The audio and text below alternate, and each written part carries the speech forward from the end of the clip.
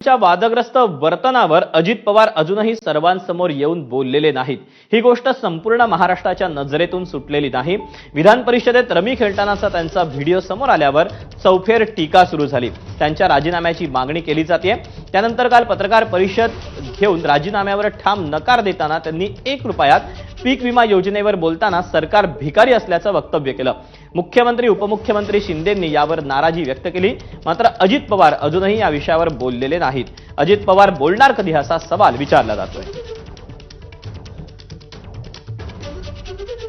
विधान भवनामध्ये ज्यावेळेस चर्चा चालते त्यावेळेस आपलं कामकाज नसलं तरीही आपण त्या ठिकाणी सिरियसली बसणं गरजेचं आहे।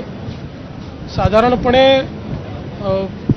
एखादे वेळेस असं होतं की तुम्ही कागदपत्र वाचता, बाकी गोष्टी वाचता, पण रमी खेळतानाचा व्हिडिओ हा काही निश्चितच योग्य नाही। अर्थात त्यांनी त्या ठिकाणी खुलासा देखील दिलेला आहे की मी काही रमी खेळत नव्हतो, अचानक ती पॉपअप झाली।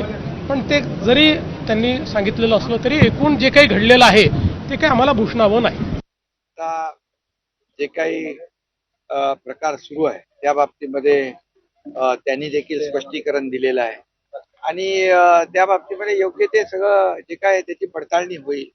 दूध का दूध, पाणी का पाणी होईल।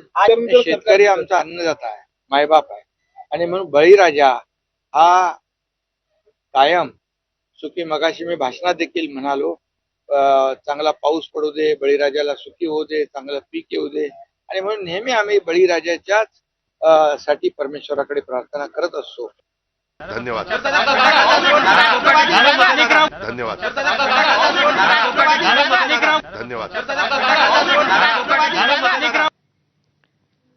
सातत्यानं वादग्रस्त वक्तव्य करणाऱ्या कृषी मंत्री माणिकराव कोकाटेंना राष्ट्रवादी काँग्रेस